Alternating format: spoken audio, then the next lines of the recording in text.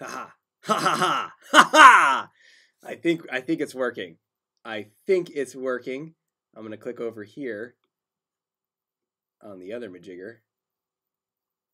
Go live, and we will see. Oh my gosh. Oh my gosh, here we go. I think it's working. Yeah, turn on the guard. I don't need to guard my own chat from me. All right, I guess it has to say that. Okay. Thank you for bearing with me. This is my first time using all this little setup. Those of you in the chat, can you share something? Let me open up one more window here. That's going to help me see all of the magic. And then we're going to get ready to rock. This is going to be an Ask Me Anything questions that you have about confidence. Looks like it's working. Looks like it's working. Working. I'm going to be able to see everyone's chat in just a moment here. Where do I go to see that? Hello. All right. There we go. There we go. It's happening. It's happening. Okay, give me one more minute. I'm just going to get one more window up, and I can see all of the things, and then we're going to rock and roll. I got to get to my own page. How do I find my own page? There I am.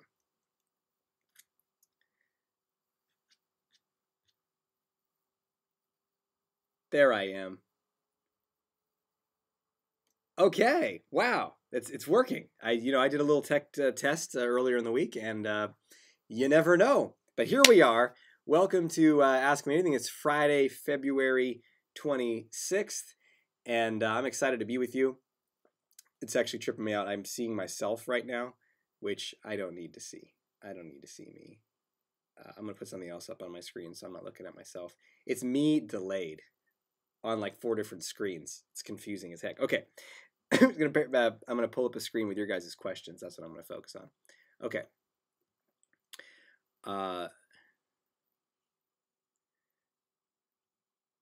All right.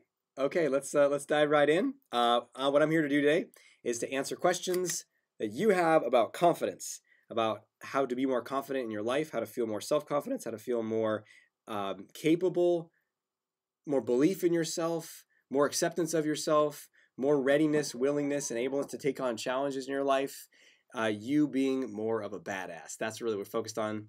And I have some questions that people have sent in, some questions from before, some questions people are typing in. I encourage you to type in your questions as we're going. I'm going to prioritize those who can be here live to support you in taking the time to be here. So I'll answer those questions first and then get to some of the ones from earlier that people have sent in. But I'm going to get to a lot of questions for today, and we're going to learn a lot. So before I answer questions, I'm going to get a water, and I'm going to ask you a question before we start. Do you feel lucky? No, that's not my question. My question is, are you ready?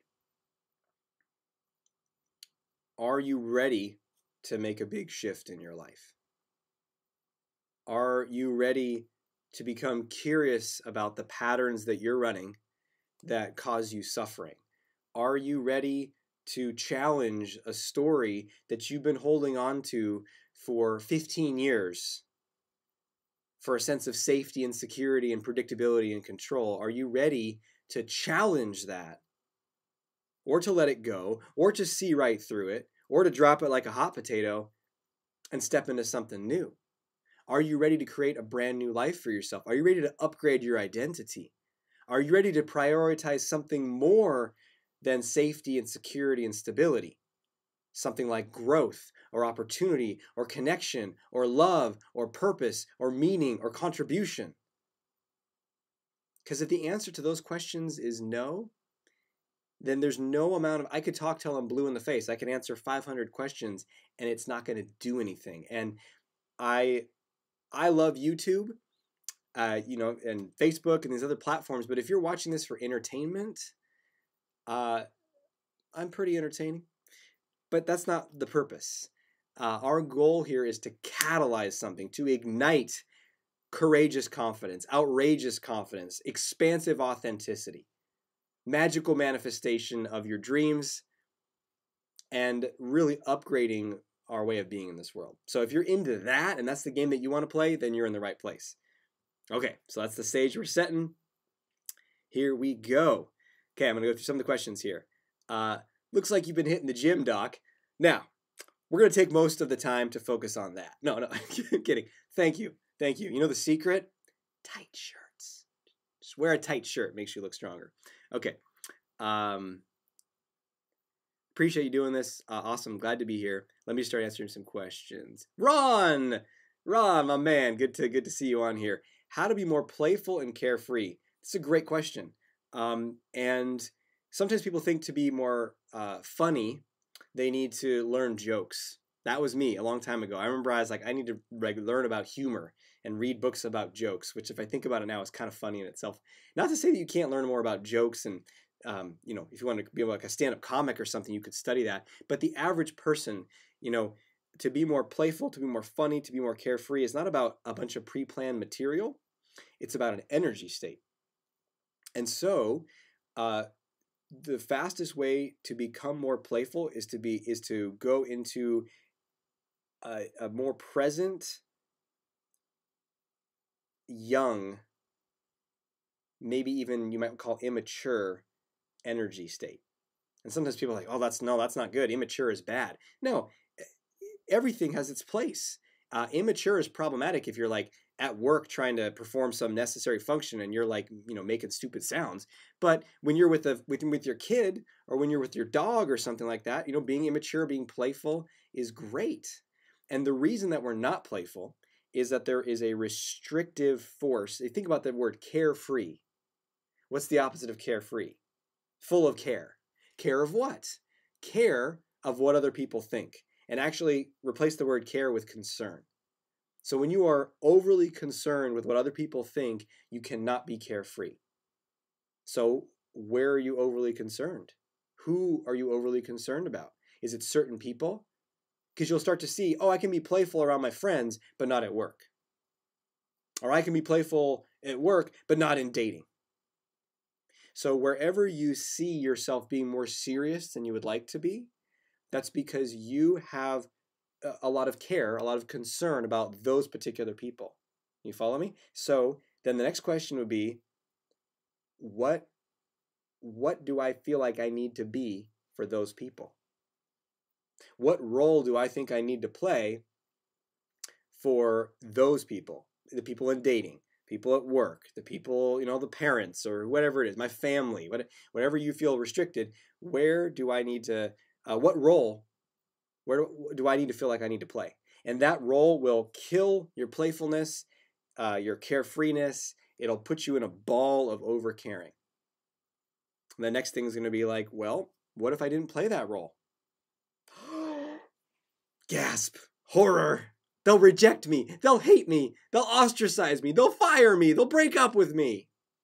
Well, then I guess your only option is to be that restricted, restrained, tight, contracted version of you for the rest of your life. Or you can take the risk. And you can say, you know what? I'm going to bring a little bit more me. And just take this risk a little bit at a time.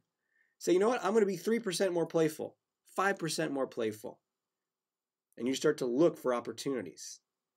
And so one of the best places to start is just maybe even before you're around people, before you get there or you're home by yourself, be playful by yourself. Can you be playful by yourself? Can you make sound effects? Can you do something weird? In fact, can you be playful right now? Can you be silly? Can you be absurd? If you're not willing to be silly, if you don't want to look foolish, then you can't be playful.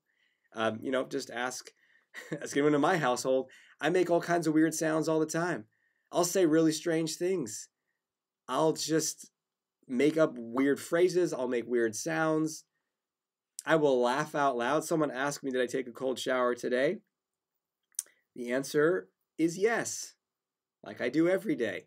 Sometimes it's full cold. Sometimes I end with cold. Today I ended with cold because I went for a run. It was really cold and I warmed up in the shower and then I ended with cold. And when I'm doing the cold, I'll yell out certain phrases that I want to reinforce. And then I'll also laugh maniacally.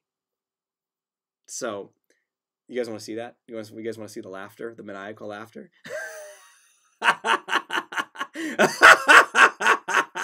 Like that. It makes the cold shower a lot more fun. Okay, those are some thoughts on how to be more playful.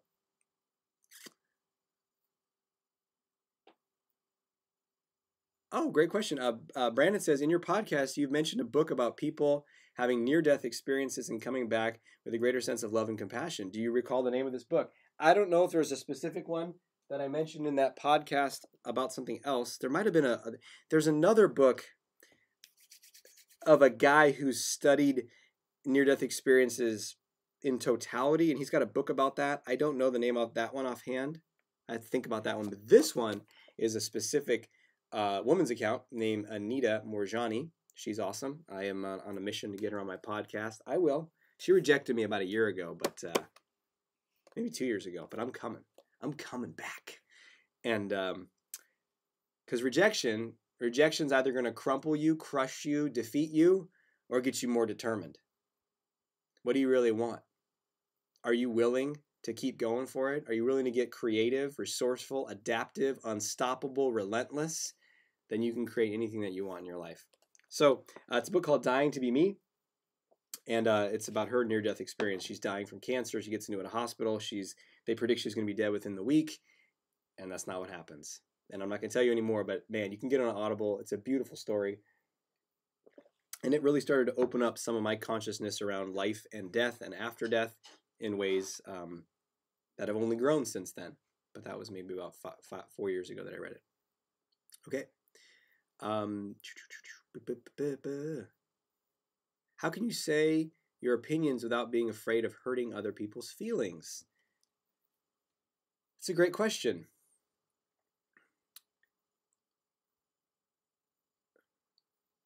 There's a lot there. I'm just going to share a few things. One is you are entitled to an opinion or a perspective. Every single one of us is. I used to discount, when I was extremely nice, I used to discount my perspective or opinion by saying, well, so-and-so knows more than I do. So I don't have an opinion. I can't have an opinion. Or so-and-so seems more certain than I feel, so I can't have an opinion. And that's BS. Of course you can have an opinion. Of course you can have a perspective. Now, at the same time, I wouldn't hold on to it too tightly. Let ourselves be flexible and adaptable and be wary of identifying your ego and yourself with your opinions and your perspectives, because hopefully they can change and upgrade. I believe this and I've always believed this and I'll never change what I believe. Ugh, so I'm going to step away from that. No, thank you. I want to be flexible. I want to be adaptive. I want to use opinions and perspectives like art, like canvas. You create something, you change it, you make something new. Your mind's constantly changing, upgrading, evolving, hopefully. And sometimes you want to share those opinions, and that's great. So you're entitled to do that as well. You're entitled to share your perspective and opinion. Now, but maybe that's going to hurt other people's feelings. The reason I paused on that was like, sometimes the fear is I'm going to share my opinion and perspective, and someone's going to disagree with me. Someone's not going to like it, That's one area. This one, it sounds like if it's going to hurt someone else's feelings, is the opinion about them? Right? Because if I'm going to say, my opinion is, McDonald's tastes like garbage, right?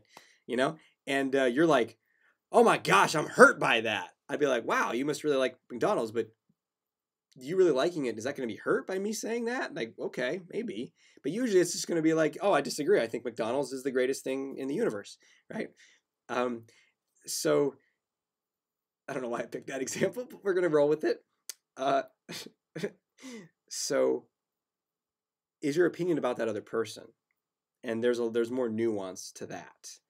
And the short answer is don't stuff it out of a fear of upsetting people, because sometimes you got to say what needs to be said in your close relationship so they can't grow and they can't deepen.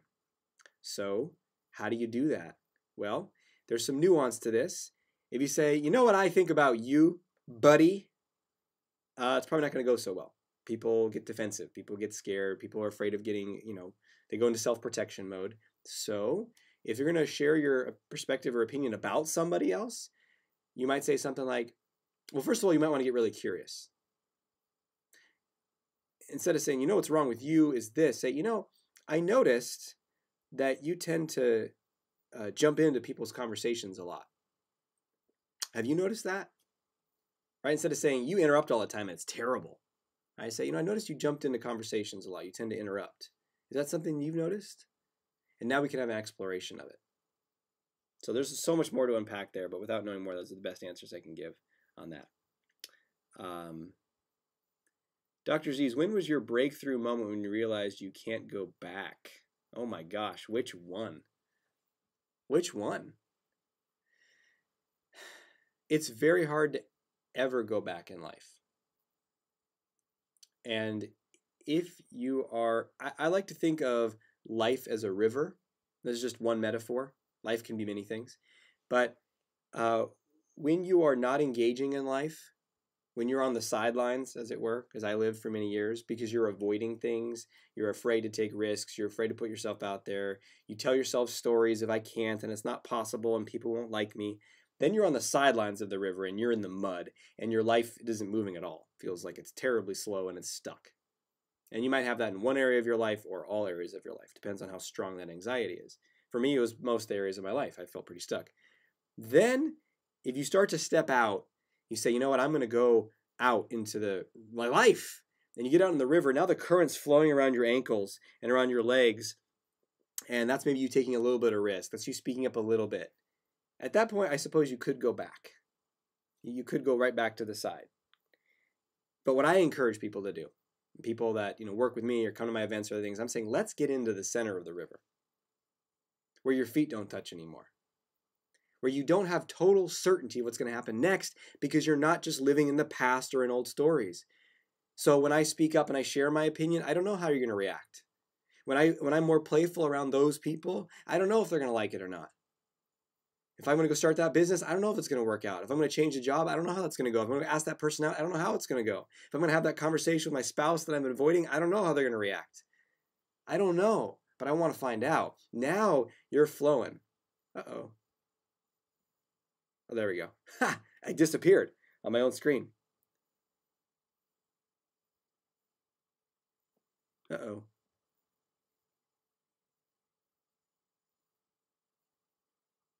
It says my streaming status is poor. Oh dear. I hope that improves. Let me scroll down to the bottom of these comments here. Type in the chat. Can you guys see me okay?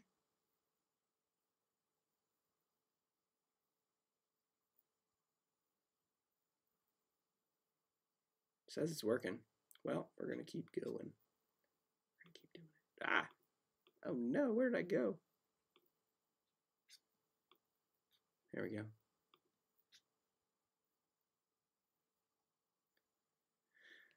Okay. Well, I hope this is still coming through.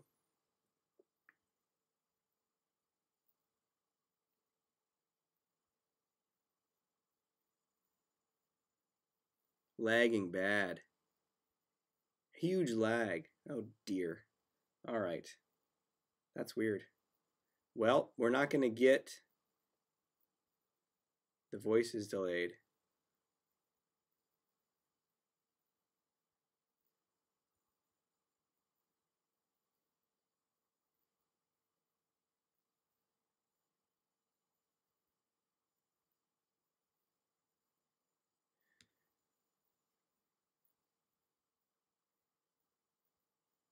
Okay. Well, everybody panic! Dang. Okay. Let's see. There's going to be a way to fix this. Stream is healthy. Stream got unhealthy. Let's try.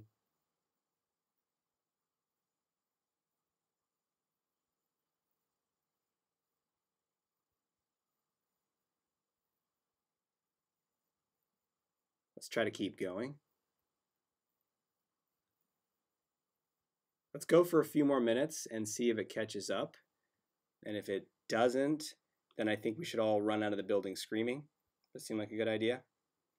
Okay, there's another option, which is to possibly restart the stream. But then I'd lose all these awesome comments. Okay, I'm going to keep rolling with it. And if it's tripping you out to see the audio and the video not aligning, then don't look at me and just listen.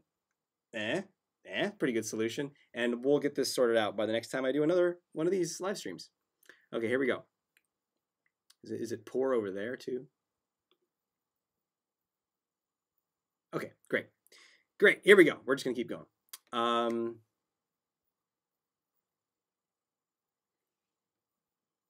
Yeah, so let's get in the center of the river.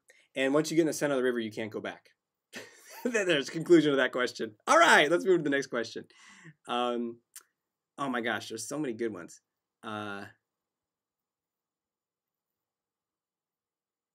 People are asking if there's going to be a replay or going to upload it. Yeah, I think the way this stuff works is it automatically stores the replay into the platforms. So you're good.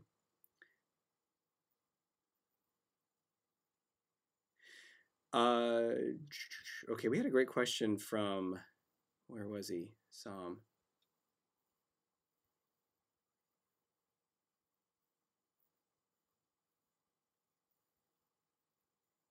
Matt Pinnell. By the way, congratulations. Matt just joined Total Social Freedom. Excited to have you on board for that. How do I know I'm making progress with my anxiety? I usually gauge it on how anxious I'm feeling. Is that effective? Great question, and no. Super common, super natural thing to do. I used to do this all the time, and then I saw clients do this all the time, which is, there's this thing I want to do, any area of your life. You're speaking up, being more assertive, dating, whatever the thing is, right? And then you gauge on how well it's going by how little anxiety you feel. So if you feel a lot of anxiety before speaking up, then, oh my gosh, that's a problem. I guess I'm not growing. I guess I'm not doing it right. And if you don't feel that much anxiety, then great, things are going well, right?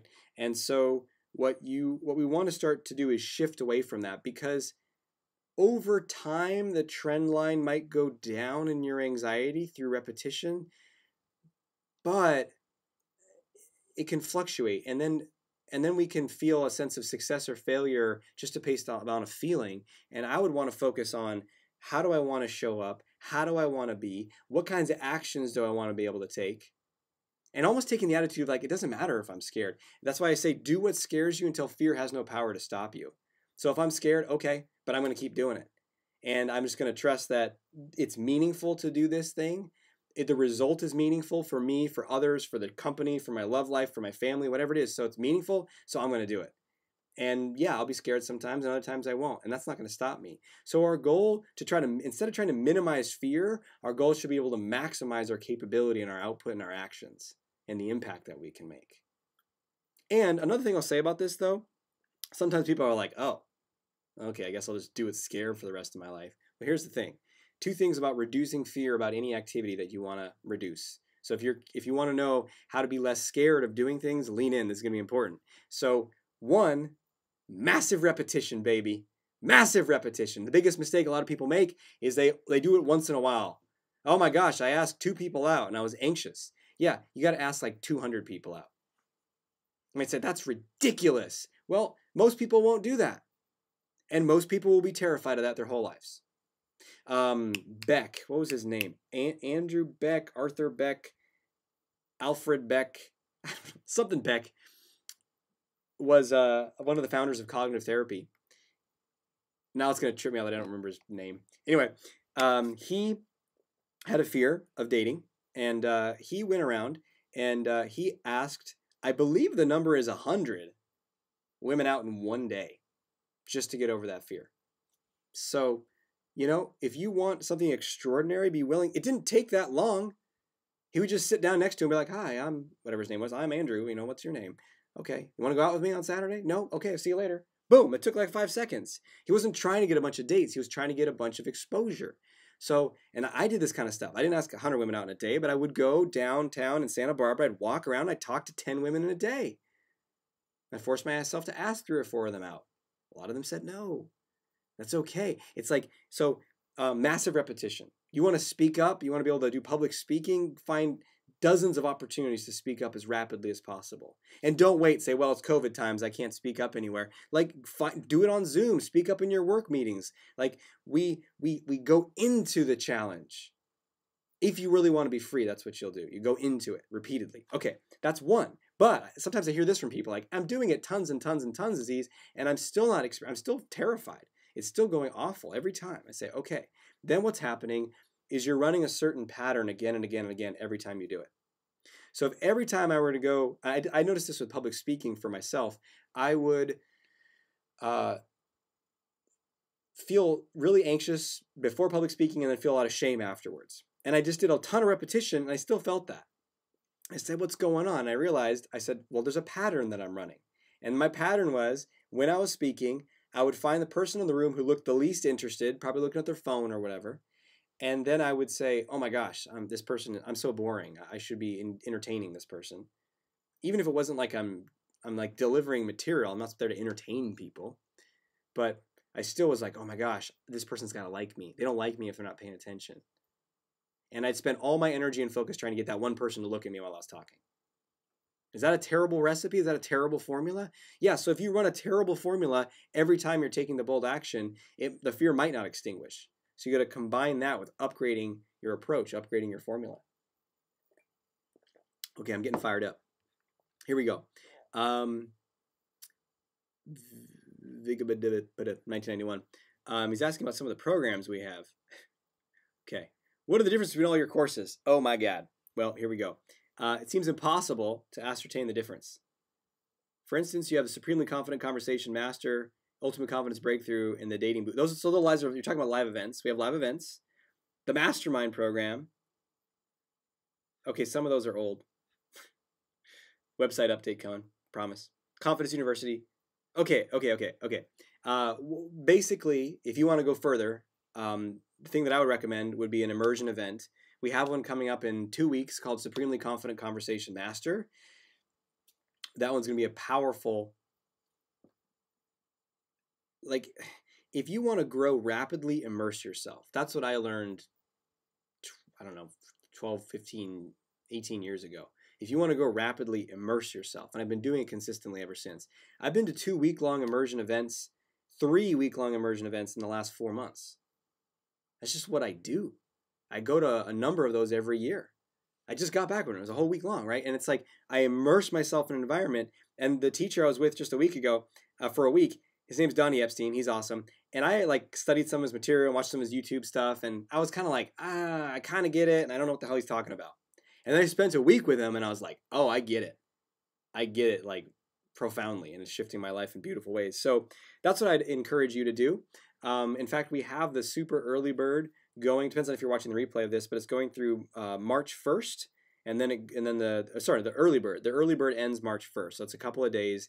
You get your ticket for, I don't know, 50, 60% off, something like that. So go check it out. It's 3 days.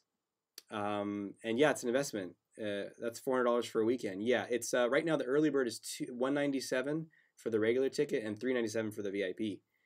And yeah, you know how much I spent for the last immersion that I went to? $9,000. I spent $800 for the first Tony Robbins thing I went to, and I didn't have the money. I invested $10,000. I mean, I invested a lot in my growth. So I don't know where you're at. Everyone's different places financially, but for me, the most important thing I can spend my money on, hands down, is my own growth, or the growth of those that I love. And when Candace and I sit around fantasizing what we want to do with money, it's like, we're going to bring this person to this event with us, and we're going to, do that for that person and help everyone grow. Because that's just what, to me, that's the most, I could buy a thing. I could have a car or something, a fancy car, or I could feel more energized, more powerful, more confident, more alive, better relationships, better success, better, business, better everything. To me, it's a no-brainer. Just invest in myself. So Confidence University is an in-depth program. That's a great place to start if you want to go step by step and get the guidance from a home study course. And then the Mastermind program is a year-long immersion if you want to just completely change everything and invest for a year of your time, your energy, your focus. That's a huge experience. I talk more about that at the event too. Okay. Those are the comments about the lag. Maybe it's still happening. It's good now. See? Problems just solve themselves in life when you ignore them. What religion do I follow? That's a fun one. Choose your own adventure, I suppose. I was raised as a Muslim, kind of. I don't think my family, my nuclear family, my dad and mom were like super, adhering to it. So I'd go to like the Eid ceremonies twice a year, and there's kind of more of a cultural religion than it was like a spiritual religion, right? It's kind of, this is the culture that we follow, this is the food that we eat, this is the places that we go, and that kind of thing. I didn't have like a spiritual experience. I was an atheist, actually. When I started having chronic pain when I was 15, I shut down in my heart, and I didn't even really have a connection with anything bigger, but whatever could have been there was shut down. I was like, I'm alone, this is God's fault. And I just shut down and became an atheist. And then 7 years later, I was 21, I had a mentor named Marcelino, who I'm forever grateful for. I think I want to get him on my podcast if I can. Amazing man. But he was just like really into all kinds of things. He introduced me to Burning Man. He introduced me to Santo Daime religion. And he also took me on a journey at a lighthouse near Santa Barbara with some entheogenic medicines and psilocybin. And that was a profound experience for me. And I had a sense of like, I tapped into, universal energy, the force that is interconnecting all things at once. And there's no way to like describe it, but I just like felt it all of a sudden. I was like, oh my gosh, like I know nothing. And that catalyzed a 17-year endless fascination. And here's the fascinating thing about spirituality is, I started with like, I want to learn confidence. I started with, I want to get a girlfriend. That's where I started when I was 21. Like, enough of this. I gotta get a girlfriend. And so I did, and I started to practice this stuff and the stuff I talked about in Santa Barbara. And then it became, wow, I want to be more confident in public speaking, and then I want to be more confident talking to anybody, social confidence, and then I want to have the confidence to have a relationship, and then I want to have the confidence to start a business, and then I want to have the confidence to lead a team, and it's progressively growing. But what I discovered was, if you're as obsessed with confidence as I am, you start to reach a level where there's a ceiling on how confident I can be about me. And you start to discover that like there's a greater source of confidence. And then you start to crack into like spiritual confidence. How do you have a sense of faith in life? How do you have a sense of a philosophy that life is happening for you, not against you, not to you? How do you access higher states of gratitude and love and magic and wonder and awe? How do you find a deeper sense of purpose beyond just getting the things that you want? To me, the blur between psychology and spirituality fell away. The distinction, I should say, fell away. I'm a fan of Taoism. I love all the religions. I listen to sermons, Muslim sermons, Christian sermons. I love all that stuff. Okay. That's a big room, too much depth. I'm sorry. Maybe next time I'll do this in a closet.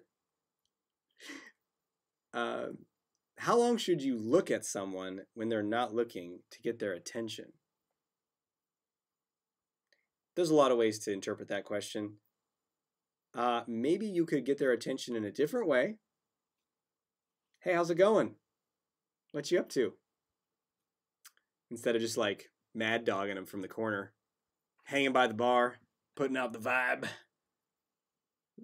You could give them some hair flips. Depends. Stream is healthy again. Boom. Well done. Eye contact tips, please. Oh man, this is great. We do a lot of exercises in the Supremely Confident Conversation Master event. By the way, if you're coming to that event, if you already had a ticket, put it in the chat. Say yes, or I'm coming, or something. I'm excited to be with you in those 3 days. But we're going to do a lot of exercises around, because there's only a certain amount of teaching about and talking about eye contact that I can tell you. And then there's the doing, and we're going to do it. You might say, can you really do that online? Yes, we can. We've experimented with this. I've done this. I've created this. There's a way to break through. Because here's the thing about eye contact. There's a way to like, okay, I'm going to come up with a perfect eye contact strategy. I'm going to hold eye contact for 3.6 seconds, and then I'm going to look away for 2, and we'll come back, and that's the right, and now you're all in your head. And really what's going on when we're afraid to make eye contact, we're having challenges with eye contact, we're having problems with eye contact, there's just a couple major things that are happening. One is some level of shame. When you feel shame, it's hard to make eye contact with people. And you might be experiencing some level, high or low level of shame, of toxic, persistent shame that makes it hard to make eye contact with a lot of people. Or when you're around someone that you think is powerful or better than you or more attractive than you or something, you feel shame. You feel not enough. You feel less than, and it's hard to make eye contact with that person. So the real problem is not an eye contact strategy. It's not eye contact tips. The real problem is your core confidence and your sense of self and who you are and the value that you add into the world. Which is why anytime, and we do this the whole day, first day of Conversation Master, is like you can't learn tips and tricks without that core confidence. Otherwise, it's just like a bunch of piecemeal strategies that you're trying to fake and you can't do them very well. Whereas if you get that solid confidence, like, of course people want to be my friend. Of course people want to talk to me. Of course I add value. Of course I'm lovable. Of course. When you get into that state, you can just look at someone in the eye. And then the next thing I would say about eye contact is the reason we have a hard time with it, if it's not shame, is fear of connection, fear of intimacy, fear of being seen and known. I have a fear that when you look at me, you're going to like see into me emotionally, energetically. You're going to kind of peer into my soul, and there's shame still, right? Like I don't want you to see there. I don't want to feel connected. That's kind of the shame is still the root of that one too. And so we're kind of distant and removed. And what we got to do is we got to burn through that. So we're going to give you some exercises at the event. Again, so if you want to do this on your own, I mean, literally it's going to be like practicing holding eye contact longer than you probably ever have. So if you want to get a buddy to do this with, put a timer on and hold eye contact for 2 minutes and don't say anything. And you might say, that's ridiculous and stupid. I'm not going to do that. Well, okay. How much do you want freedom? Because that was my motto from the very beginning. I didn't have a word for it at the time or a phrase for it, a pithy phrase, but now I do. And the motto is whatever works and whatever it takes. That's been my motto for years. That's what the motto I bring to any challenge I'm facing in life, any next level of growth, any place that I want more confidence, whatever works, whatever it takes. So find someone, buddy up, and look at them for 2 minutes. And if you want a structured environment where you can practice that, then consider coming to the event too. Speaking of that, 1 second. I'm going to pull this up right here.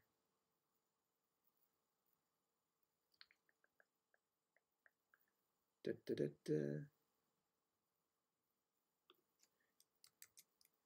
For those of you who want, I just posted it in the chat if you want to get the Earlybird for the event. Okay, all right. Let me switch over to the other place here. Is that still going? Comments. Okay, let me see. Can I see the comments over here? How come I can only see like 2 of them? Oy.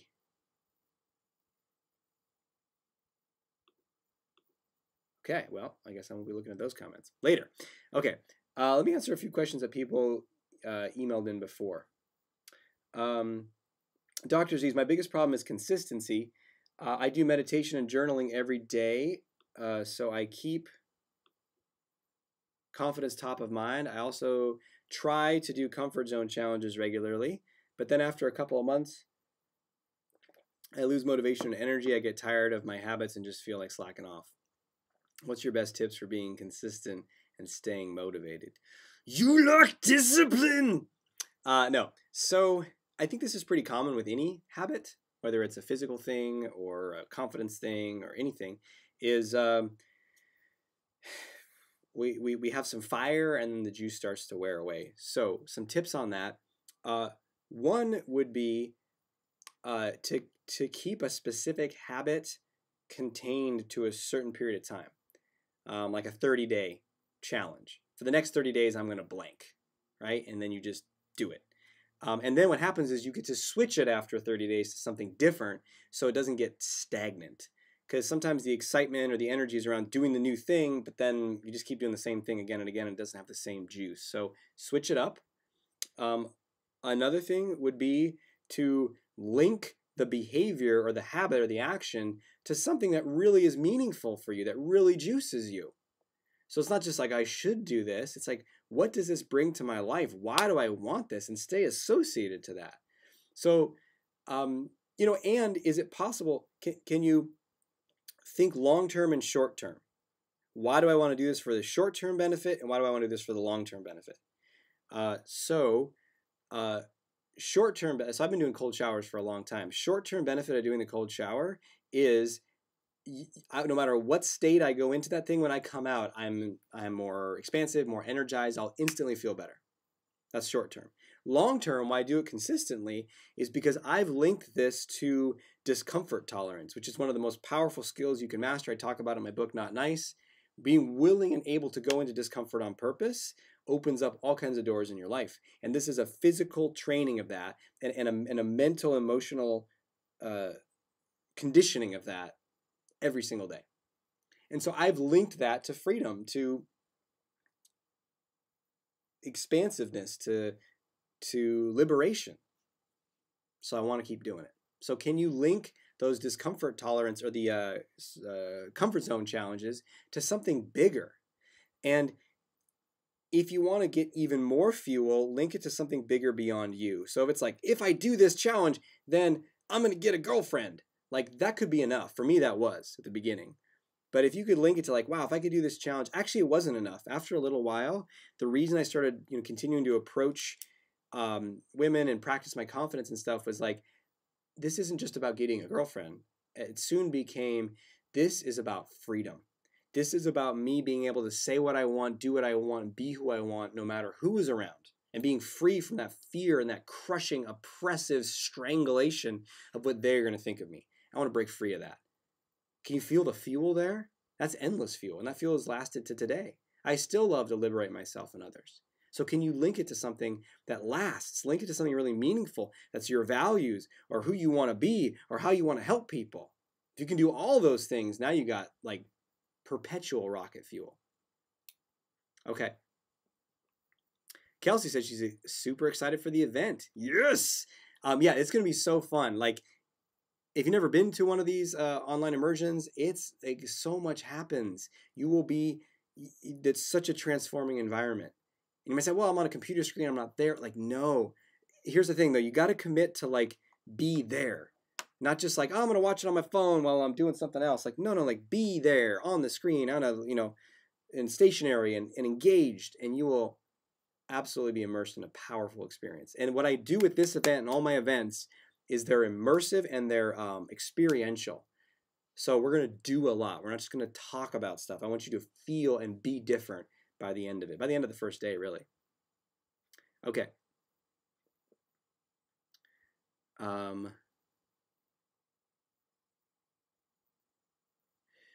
Okay.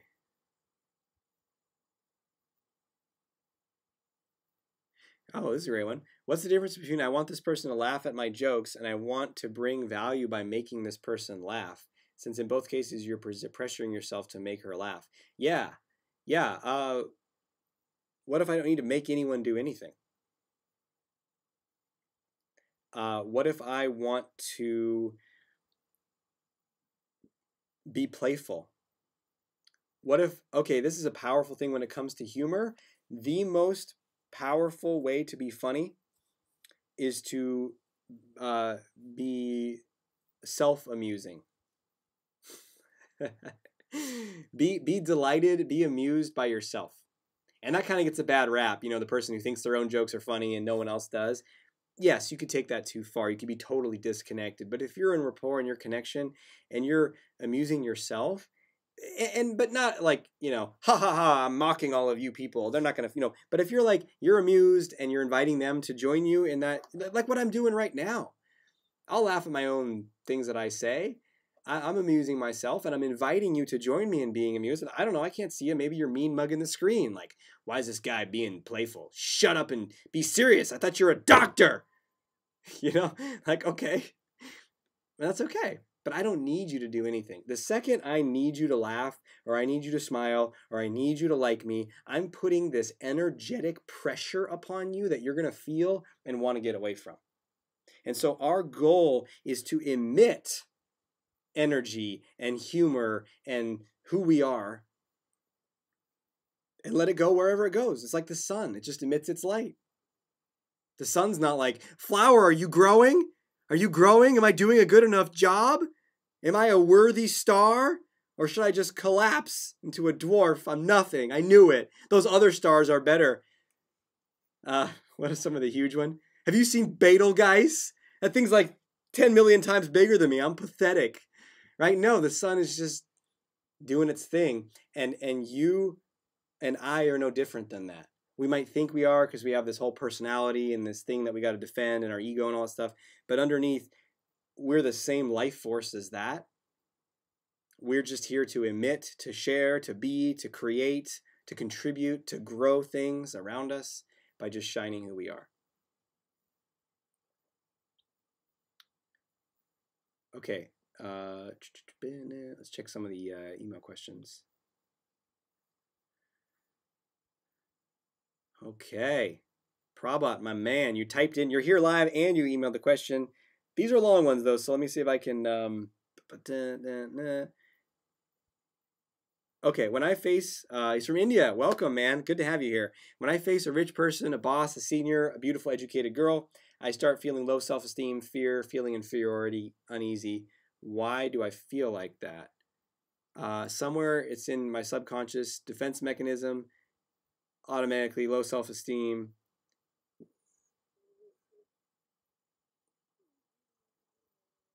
Okay, there's a lot there. How do I be more confident around people that I think are better than me is what I'm guessing with this question. So the answer to that is not a one-liner. The answer to that is transformation. Transformation of your identity. How you see yourself, who you believe you are in the world. Your identity is made up of how you see yourself and how you imagine others see you. So when you feel low self-esteem around these other people, you're imagining that they see you as less than. You see yourself as less than. You see yourself as low on the worthiness of humans totem pole. And the solution is to transform your identity so you see yourself higher on that totem pole. So how do we do that? Well, the 5 steps ebook that I have on my website, draziz.com, that's going to be great steps to guide you through that. But some of those are to change the way that you treat yourself and talk to yourself. You probably have a very toxic inner coach that is constantly reinforcing the story, I suck, I'm a loser, I'm less than them, they won't like me, I'm no good. Even when you're not around them, it's probably going on all the time. I call that fire your toxic inner coach. It's one of the first steps in the ebook. And if you don't have it, by the way, go to draziz.com and just type in your email and you'll get the ebook right away. Another one in there is do what scares you. Because we don't just transform by like talking nice to ourselves and then hiding in the closet. You have to change the way you treat yourself and then go take bold action. And so start small. There's the gradual exposure approach where you, if, wow, talking to that person is just overwhelming to me. They're so powerful, or they're so rich, or they're so beautiful. Okay, well, start with someone who's like less intimidating and go be a little bolder with them. Look to build up to that over a couple of months, right? But don't, it doesn't like, oh my gosh, I've had this problem for 20 years, so it's going to take me 20 years. No, a couple of months, but not overnight, right? It's in between. It can be more rapid than you think, but you got to get into that motion, you got to get into the habit, you got to take that action. And then over time, you're going to raise your confidence, raise your perception of yourself, raise your self-esteem by treating yourself better. What is the story that you most repeatedly tell yourself about why you're not enough?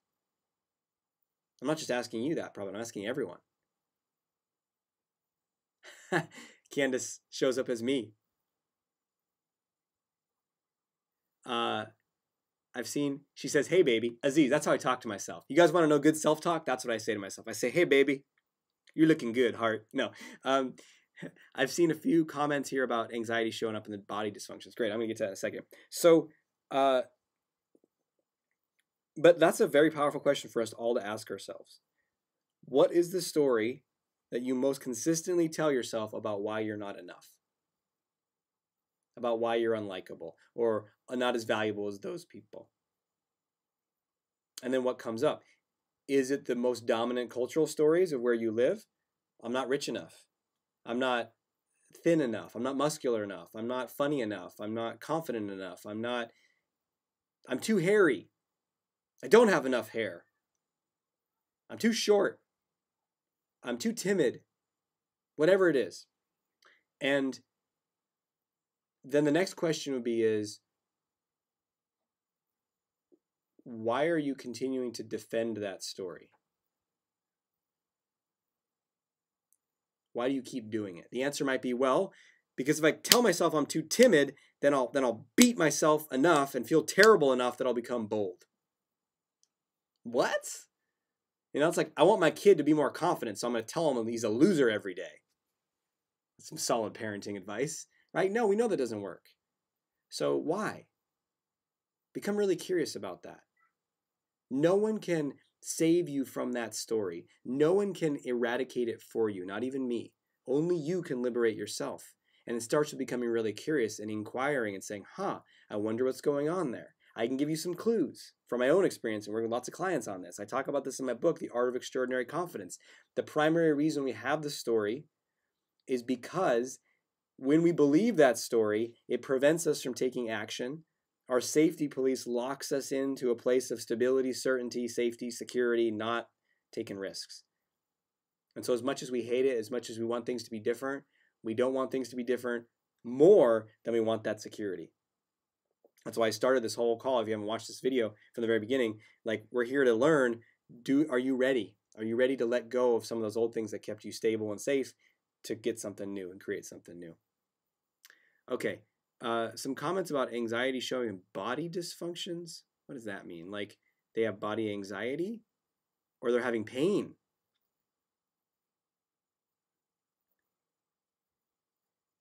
Ooh, it looks like my stream quality has gone into the crapper again, but I'm going to keep going on this one and we'll figure out the text next time. Oh gosh, Rebecca, my heart, why can't I stop being boring when I'm around people? Okay, all right. We're gonna improve that question. That's what we would call a low quality question, right? If we insert a low quality input into this computer, it's gonna output a bad answer. Why am I such a loser? You're gonna get some bad answers. Because this, because that. It's all gonna keep you stuck. Why can't I stop being boring when around people is gonna perpetually lock you into being boring. So boring can come in other ways. And you guys got to come to the event, the Conversation Master event, because we're going to talk a lot about how to be more interesting and engaging in conversations. Boring can come from a couple of things. One, you can be boring when your filters are up too high. You actually have a lot to say. You're actually a very interesting person, but your filters come up. So when you're around a best friend or you're with your dog or you're just kind of open and free and playful, and all of a sudden you get around certain people and you're like, well, I don't know if they're going to like that, so I'm just going to be really quiet and really boring. Another reason we're boring is because we're afraid to take up space.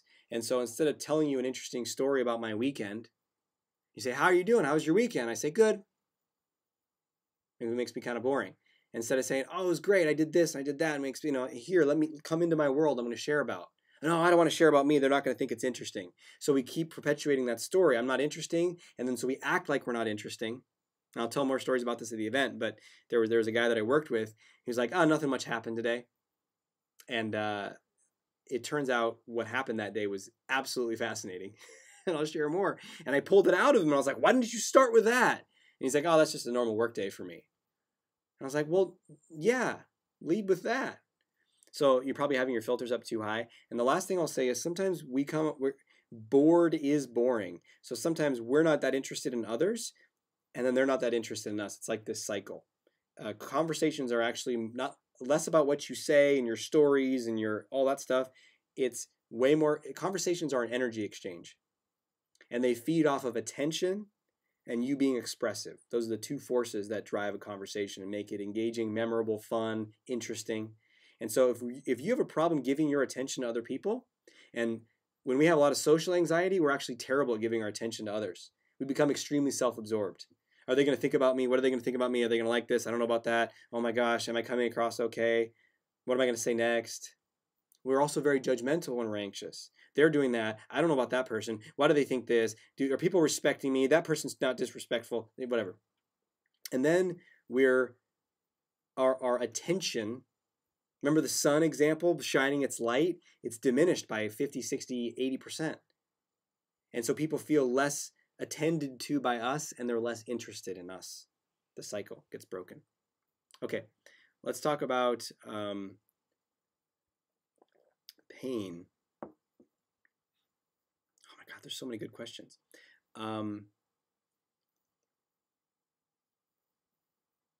Okay, let me just say, we're going to do another one of these real soon. I don't even know, maybe even next week. And this is really, there's so much good stuff here. Maybe in a couple weeks, I don't know. Physical pain, yes.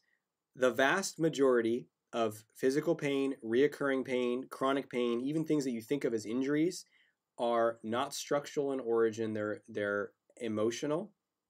The dysfunctions appear as physical ailments. So excessive niceness can lead to stomach problems, back problems, throat problems, jaw problems, tinnitus, ringing in your ears, foot problems, shoulder, frozen shoulder, all these things. Excessive fear can lead to those same things. You might say, well, what kind of fear? I'm not like, living in a war zone. No, the chronic hyper arousal of your autonomic nervous system, the fight or flight or freeze or please system, is running at all hyperdrive, and there's never a relief. There's never a relax. And so it builds and it builds and it starts to create chronic tension in your body, and that can create some of the most obscenely painful symptoms. And I know this from firsthand. I started having intense chronic pain when I was 15 years old. I took a medication to manage it for almost 16 years. And it wasn't until I discovered all this stuff that I got completely off all the medication and eradicated the chronic pain. And it still comes back here and there, but I know what's going on when it's occurring now.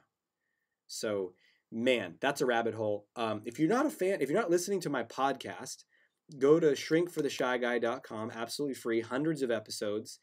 And in there's a number of them. There's probably 5 or 6 that deal with pain. My stories about it, me interviewing people that have changed my life, coaches, authors, other things.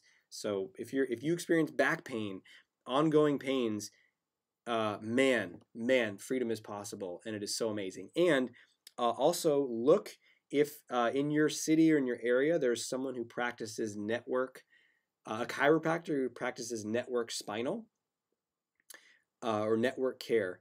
It's a very different kind of care. They don't align you and kind of structurally do anything to you.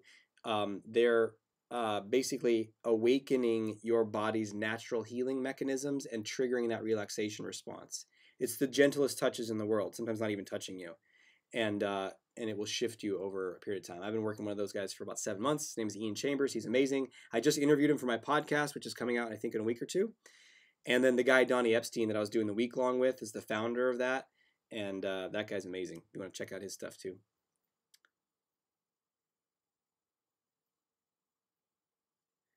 I have a neck injury which limits my mobility, and I'm wondering if I should go get a job to work or go see a physical therapist until I'm ready to go back to work. I don't pay, my insurance does. I would question, again, everything here, this is not medical advice. I should have started this. I should have started this thing with this. Everything I'm saying here is not psychological advice. We're not here to treat any sort of psychiatric condition or offer any guidance or treatment. And this is not medical advice. This is a dude on the internet saying some stuff.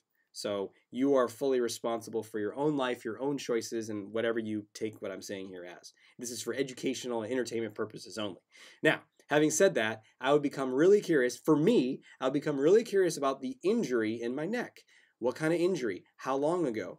People will have a thing that says, I hurt myself when I was playing football. And you said, great, when did you hurt yourself?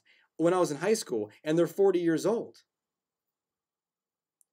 So this injury has lasted 25 years? Well, it comes and it goes. That's your first warning. It comes and it goes. Look, if you tore your meniscus, if you effed yourself up playing a sport, it wouldn't come and go. You would just be in pain. If you broke your arm, it's like, well, the pain comes and it goes. No, it's there until it heals. Most pain is a focal point for us to discharge all of that emotional energy. I could go on for like 19 hours around this. I'm going to limit at that, but I would become really curious about that injury and start to get really curious. Are you perfectionistic? Are you overly nice? Where are you not speaking your truth? What are you avoiding? What is the message in the pain? If it was saying, I don't like something in my life right now, what would it be saying? If it's saying something needs to be different right now, what is it saying? Is it saying you have too much stability, too much control, too much avoidance in your life? Is it saying you need to speak up in a new way? I don't know. Those are some questions.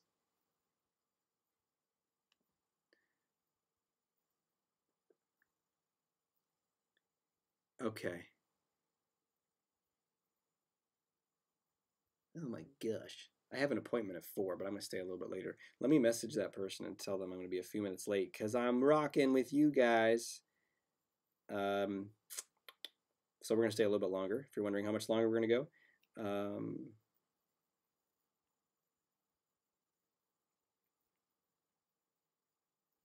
Okay, there we go. I got about 10 more minutes, y'all. So we're going to keep rocking and rolling. I'll just talk twice as fast. Okay. Russ, I'm really looking forward to the live event this afternoon. My question for you is about self-compassion and eliminating the dirty fuel of negative self-talk. As I've been practicing self-kindness over self-judgment, there are often times when my mind creates messages of self-doubt and negative thoughts, which have become a barrier for me to move forward. What advice would you give me to help me move forward in a positive way? Yeah, okay. So when he's talking about dirty fuel, I talk about this in my book, On My Own Side. Your fuel is how you motivate yourself. And if you say like, come on, you loser, go do it. Maybe you'll go do it, but that's dirty fuel, right? It's mucking up your engine. It doesn't feel very good. Versus something that's more kind, more supportive, probably how you treat someone in your life that you love. So he's asking, how do I use more of that better fuel? And I notice I kind of go into self-doubt and negative thoughts. Sometimes self-doubt and negative thoughts are not even a fuel. They're an anti-fuel. They're a barrier designed to prevent you from taking action. So dirty fuel would be like, come on, you got to be more. What's wrong with you? That's dirty fuel. Clean fuel would be like, I got this, or you got this, or I'm awesome, or I'm inspired, or I want to help these people today. Right? That's clean fuel, optimal fuel. And then the other thing, though, doubt and self-judgment and self-criticism and negative thoughts might not be fuel at all. I can't do this. I'm not enough. People aren't going to like me. It's not going to work out. I'm a loser. That's not fuel. That's like an anchor. That's the safety police. That part is designed to prevent you from taking the action. So if we were to answer that question, I saw that was a question earlier, how do you deal with doubt? So the key thing is to name it for what it is. This is the safety police. This is the part of me that's trying to downsize my life to keep me totally safe, totally away from risk and uncertainty. Once you've named it, you start to have more power. The second thing is to say, the stories of the safety police are not true. They're a propaganda campaign to keep me from taking action and making change. They're there to preserve the status quo. So you start to not instantly buy into them. The next thing to do is to challenge what the safety police says you can't do. So the question to ask yourself then is to say, if I could do it, what would I do? If I thought I was plenty enough, what would I do? If I thought, if the voice is like, you're ugly, you're not good enough. Say, if I was good enough and I was beautiful, what would I do? And what that unlocks for you is the behavior to do, is the action to take. And if you can't do that, it feels too out of your reach, pick a lesser action in the same vein. One other thought about the negative stuff is sometimes, I like to talk about like this. I talk about this a lot in my mastermind group. It's just a channel on the remote. So, this is like, this controls light switch in my office. Like if I press on channel 4, I will turn on a certain feature. That could be your negative thinking and your self-doubt. Boom, I'm on channel 4. There it is. I can hear it now. I'm not enough and I'm a loser. We tend to turn on channel 4 when our energy level is low. When we're in a low emotional state, we're a less resourceful state. And so one of the best things you can do is say, I'm on channel 4. That's a signal not to go into channel 4 content and be like, okay, I guess I got to fix everything in my life, and I guess I am terrible, and I guess it's awful, and you get in the hypnotic trance. No, it's a signal to say, whoa, I'm on channel 4. That's a signal that I need to elevate my energy. I need to, what resource am I low on right now? Do I need sleep? Do I need some food? Do I need to talk to a friend? Do I need to get outside and breathe some fresh air? Let me focus on elevating my emotional state, my energetic state. There's no solution from here. If you're in a super doubtful state, there's no solution of courage in there. You gotta shift where you're at, and then the answer will come to you. Okay.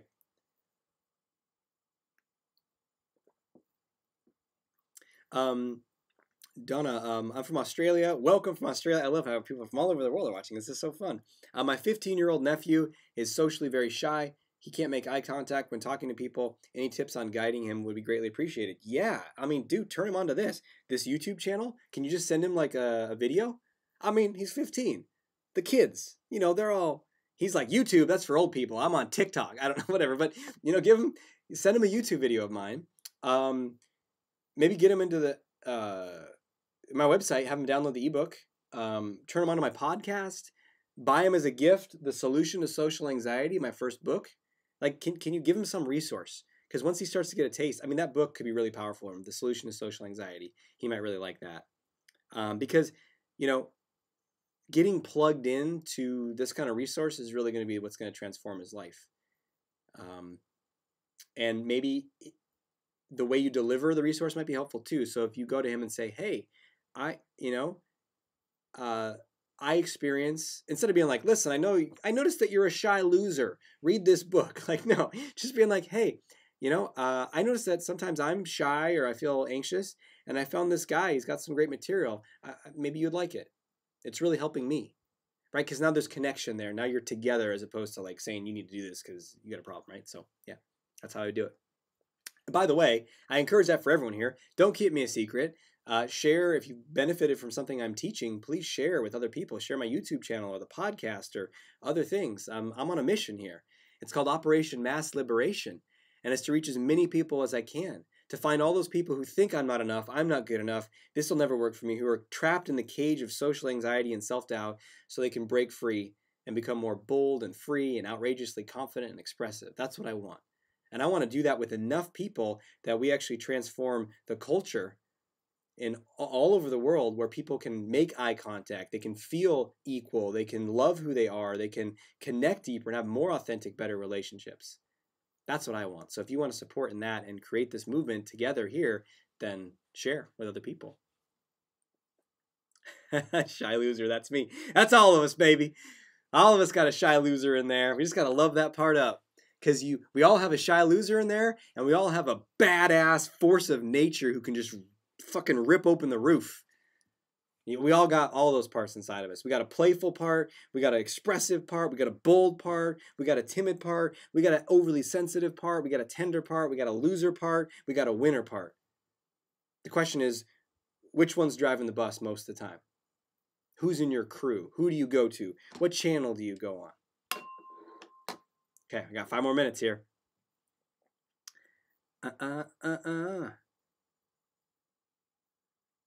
How do you deal with anxiety between dates and wondering if they still like you and worrying that you'll screw up the next date? Ah, yes. So what can happen is you can have a great experience on a date, and if you're having a good experience on a date, what's going on? Well, you're out of your head. You're not focused on yourself. You're focused on the other person. You're enamored with them. You think they're beautiful, or they're sexy, or they're smart, or they're interesting, maybe all 4. And you're engaged, and you're enjoying it. And you know, if it's going well, then they're probably enjoying you too, right? It's energy. Remember I said earlier, conversations are not about what you say and the stories you tell and the content. And there's a little bit, it's a tiny piece. The vast purpose and experience of a conversation is an energetic exchange of attention and expressiveness. I am me doing this dance that I do as a human, and I'm giving energy to you because I'm interested in you, and you're doing the same, and we feed off it, and it feels great, and you have a fantastic date, and you're like, yes, I feel awesome. You're charged up. You're in a high energy state. Then you leave, and then your mind says, that felt really good. I want that again, because that's what our mind does. If something's good, we want to do it again. And then our mind says, that was really good. I want to do it again. How can I control to make sure that I get to do it again? And then we're screwed. Because now it goes out of love, connection, growth, interest, exchanging, connection, and goes into how do I control this person? How do I make them mine? How do I text just the right thing in just the right way so that she's helpless and has to respond to me? And there's a whole disturbing industry online about that. The exact one thing to do to mind control that person into wanting to be with you. And that's just people that are too scared to be real and vulnerable and put yourself out there 100% and say, this is what I got. This is who I am. Do you want more? And yes, you're not in control. You don't know. And so when your mind is grasping at it, say, yeah, my mind wants to control the situation. You're also probably going into a more familiar energy state where it's like anxious and tense, and you were kind of expansive for a while with that person, and you go back in. And I'd say, okay, great. I'm on channel 2, which is the contracted channel. You know what I'm going to do? I'm going to focus on expanding my energy, being who I am, focusing on what I'm engaged in my life, and fully living right now. My life is not dependent upon that person's approval. Yes, that energy exchange felt great. And I sure hope there's more. And you know what? If not with them, there's someone else. Because a lot of the anxiety comes from a story of, but that person, the exchange of energy and their attention is the greatest thing in the universe. And if it's not them, no one else will work. And that's not true. That's absolutely not true. It's a story of scarcity. There's an abundance of love available. You can feel love from that person, from other people, from the universe, from the sun, from life, from family, from a pet. They're not the source. What if you're the source? Okay, man, I don't want to go, but I've been keeping this other person waiting for 15 minutes. And so we're going to be concluding this. We're gonna leave the party while it's still hot. That's what we do. And I'll be doing more of these. So if you're not on my email list, go to draziz.com and get on there. You'll get the ebook as well, 5 Steps to Unleash Your Inner Confidence, and you'll also be aware when I'm going to do these things. And if you are not signed up for Supremely Confident Conversation Master, I'm going to recommend it one more time. The Earlybird, now is the time to do it because the Earlybird special is going for just 3 more days until March 1st, and then it goes up to the full price, where the full price is $497 for the ticket. Earlybird is $197. So you're saving like 60%. So now would be the time to do it.